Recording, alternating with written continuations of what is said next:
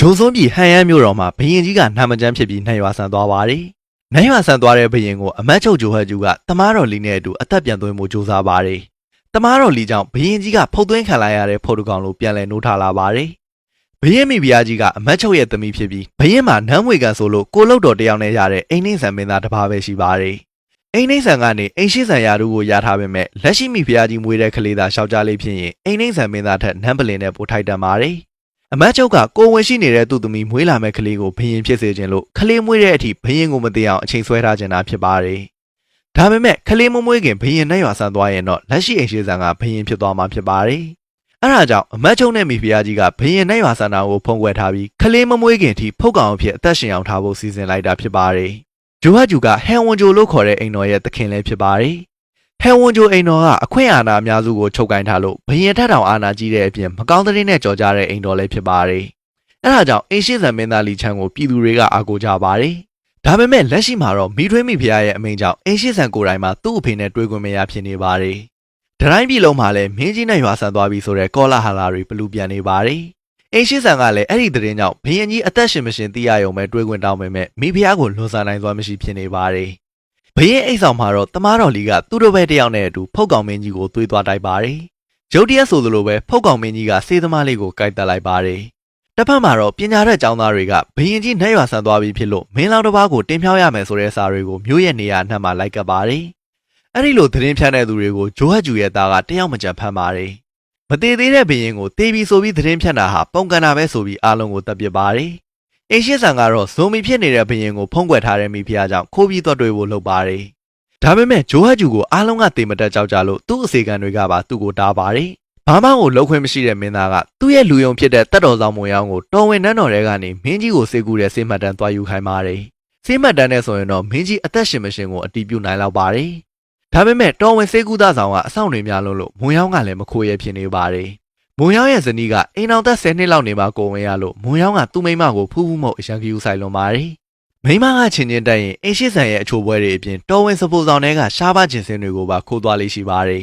။အဲ့ဒါကိုသိတဲ့အိမ်ရှိဆန်ကခိုးမှုနဲ့အကြက်ကင်တာကြောင့်မွန်ရောင်းလဲမင်းကြီးရဲ့စေမှတ်တမ်းကိုခိုးဖို့လှုပ်ရပါတော့တယ်။အဆောင်တွေဂျူတီချင်းချင်းကိုအခွင့်ကောင်းယူပြီးမွန်ရောင်းကစေမှတ်တမ်းသွားခိုးပါတယ်။အိမ်ရှိဆန်ကလည်းမင်းကြီးရဲ့အိမ်ဆောင်ကိုခိုးဝင်ပါတယ်။ဒါပေမဲ့မင်းကြီးကိုမတွေ့ရပဲတကားတစ်ဖက်မှာမှန်ဖီနေတဲ့သရဝါတစ်ကောင်ကိုတွေ့လိုက်ရပါတယ်။သွေးညှိနှံတွေလှိုင်းနေတဲ့မကောင်းဆိုးဝါးကိုတတ်ဖို့ဝင်သွားချိန်မှာပဲဂျိုဟတ်ဂျူရဲ့တာတက်မှုကအိမ်ရှိဆန်ကိုဓာတ်နဲ့ထောက်လိုက်ပါတယ်။မင်းကြီးအိမ်ဆောင်ထဲမှာတော့မင်းကြီးအစားအမတ်ဂျိုဟတ်ဂျူတယောက်ပဲရှိနေပါတယ်။ဂျိုဟတ်ဂျူကမင်းကြီးရွာကတတ်တာသွားလို့မိဖုရားအဆောင်ကိုကြွသွားတယ်လို့ပြောပါတယ်။အိမ်ရှိဆန်ကိုလည်းဘရင်ကိုလာလောက်ကြံတာလားလို့တောင်ပြန်ဆွဆွဲလိုက်ပါတယ်။အိမ်ရှိဆန်ဖြစ်နေပါလျက်နဲ့တန်မှုကဓာတ်နဲ့ထောက်တာကိုတောင်ဘာမှပြန်မလုပ်နိုင်တဲ့မင်းသားကအန်ကျိတ်ပြီးပဲပြန်လာခဲ့လိုက်ရပါတယ်။မွေရောင်းကတော့စားအုပ်ကြလာလို့မှတ်တမ်းကိုစစ်ကြည့်ပါတယ်။ချောင်းဆိုးဖျားနာချိန်ကစလို့ယောဂတဲလာတဲ့အထိဘရင်ကြီးရဲ့ယောဂအခြေအနေကိုမှတ်တမ်းတင်ထားပြီးနောက်ဆုံးမှာကုသနိုင်တဲ့ဆေးဝါးမရှိတော့ကြောင်းမှတ်ချက်ရေးထားပါတယ်။ဒါပေမဲ့အဲ့ဒီမှတ်ချက်နောက်ပိုင်းကနေဒီနေ့အထိ10ရက်လောက်မှာတော့ဘာကိုမှမှတ်တမ်းမတင်ထားတာတွေ့လိုက်ရပါတယ်။ Marvel DC Superhero Animated Movie ထွက်ထားသမျှ120ကျော်လုံးကိုမြန်မာစာတန်းထုံးတဲ့ The Mist Animation Telegram မှာလာရောက်ကြည့်ရှုနိုင်ပါတယ်။တသက်စာမမကြီးနဲ့တစ်ခါဝင်ထားလိုက်ရင်အသစ်ထွက်လာသမျှကားတိုင်းကိုလည်းဆက်ကြည့်နိုင်မှာဖြစ်ပါတယ်။လောလောလတ်လတ်ဘာသာပြန်နေဆက်ပေးနေတဲ့ Star Wars The Clone Wars Series ဟာဆိုရင်လည်း Star Wars fan တွေအနေနဲ့လုံးဝလက်မလွတ်သင့်တဲ့ series တစ်ခုဖြစ်ပါတယ်။ဒါအပြင် Marvel နဲ့ DC ကတခြား animated series ပေါင်းများစွာကိုလည်းတနေရာထဲမှာတစုတစည်းနဲ့ကြည့်ရှုနိုင်ပြီဖြစ်ပါတယ်။ကြည့်ချင်တာတစ်ခုခုရှိရင် description နဲ့ comment က Telegram နဲ့နေကနေလာရောက်စုံစမ်းနိုင်ပါတယ်။ဒီ page မှာလည်းဈေးနှုန်းနဲ့တခြားသိချင်တာတွေကိုတွားလေ့လာလို့ရပါတယ်။မှတ်တမ်းထဲမှာဒုံနှဲမျိုးကတမတော်လီကိုနန်းတော်ကိုပေးဆောင်ခဲ့ကြောင်းလည်းပါပါတယ်။တမတော်လီဆိုတာတစ်ချိန်ကနန်းတွင်းတမတော်တယောက်ပဲဖြစ်ပါတယ်။အနားယူသွားတာ3နှစ်လောက်ရှိပြီးလက်ရှိမှာတော့ဇာတိဖြစ်တဲ့ဒုံနှဲမျိုးမှာပြန်နေပါတယ်။စေးမှတ်တမ်းကနေဘာအဖြစ်မှမရနိုင်တဲ့အတွက်အိမ်ရှိဆန်ကတမတော်လီစီကိုယ်တိုင်သွားပြီးမေးဖို့ပြင်ဆင်ပါတယ်။ဒုံနှဲမျိုးဂျီယောဝန်စေကမ်းမှာတော့တမတော်လီမရှိလို့တပည့်ဖြစ်တဲ့စောဘီကပဲလူနာအလုံးကိုတာဝန်ယူထားရပါတယ်။စင်ကြေပုံးဖြစ်တဲ့ဒုံထဲကရှိတ်ခါလဲရှားပါလို့တင်းဦးတင်းမြစ်တွေကိုပဲပြုတ်စားနေရတဲ့အတွက်လူနာတွေကအာဟာရမလုံလောက်ဖြစ်နေပါတယ်။တမတော်လီကမြို့တော်ဟန်ရန်ကနေရှိတ်ခါရီရှူလာမှာကိုပဲအားလုံးကမျှော်လင့်နေကြပါတယ်။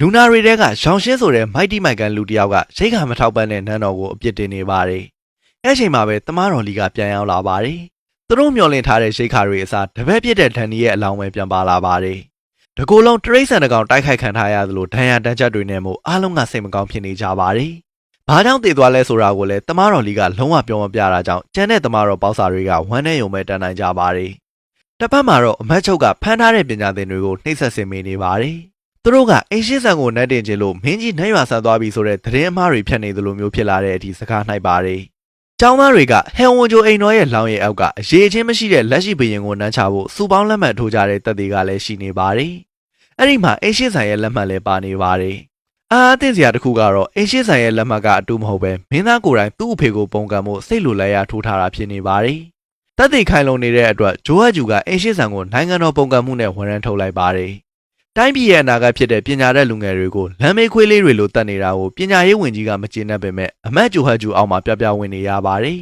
။တစ်ဖက်မှာအိမ်ရှိဆန်ကကိုရန်တော်နဲ့အတူမြို့တော်ဟန်ယန်ကနေမိုင်မောင်းရာချီဝေးတဲ့ဒုံထဲကိုထွက်လာပါတယ်။ဂျိုဟတ်ဂျူကသူ့သားတက်မှုနဲ့အထူးတပ်သားတွေကိုနောက်ကလိုက်ခိုင်းပါတယ်။စောဘီကစင်းမြစ်တွေတူးနေပြီးပြန်လာတော့လူနာတွေအကုန်လုံးကအသားဟင်းတွေစားနေတာကိုမြင်လိုက်ရပါတယ်။ရောင်ရှင်းကတောထဲမှာဒရဲမဲလိုက်ပြီးကိုယ်တိုင်ချက်ကျွေးနေတာဖြစ်ပါတယ်။ငတ်ပြက်နေတဲ့လူနာတွေဝဝလင်လင်စားလိုက်ရတဲ့အတွက်စောဘီလည်းဝမ်းသာသွားပါတယ်။ဟင်းကမွေးလွန်းလို့သူကိုယ်တိုင်လည်းစားကျင်သွားပေမဲ့လူနာတွေကအလူအယက်လာတောင်းနေလို့စားကျင်မရဖြစ်နေပါတယ်။စောဘီကဟင်းခတ်နေတော့ခွက်ထဲမှာလူလက်တစ်ချောင်းတွေ့လိုက်ရပါတယ်။စောဘီလည်းလမ်းဖြတ်သွားပြီးအားလုံးအငမ်းမရစားနေတာလူသားဆိုတာသိလိုက်ပါတယ်။ရောင်ရှင်းကဟန်ယန်ကနေအလောင်းအဖြစ်ပြန်ရောက်လာတဲ့ဒန်နီကိုချက်ကျွေးလိုက်တာဖြစ်ပါတယ်။စောဘီကမိသားစုလိုနေခဲ့တဲ့လူတစ်ယောက်ကိုခုလိုရက်ဆက်ရလာဆိုပြီးပြဿနာသွားရှာပါတယ်။ဒီထက်ပိုပြီးငတ်ပြတ်တဲ့ဘဝကနေလာခဲ့တဲ့ရောင်ရှင်းကတော့တရွာလုံးကယောဂါဖြစ်နေတဲ့သူ့ရွာမှာဆိုရင်နေမကောင်းလို့တည်သွားတဲ့လူရဲ့အသားကအိမ်နီးချင်းတွေအသက်ဆက်ဖို့အာဟာရပဲလို့ပြန်ပြောပါတယ်။ငတ်ပြီးမသေးခြင်းရင်တော့လှုပ်တင်တာလုပ်ရမှာပဲလို့ပြောနေတော့မှပဲလူနာတွေကပြုတ်ဝမ်းကုန်ကြပါတယ်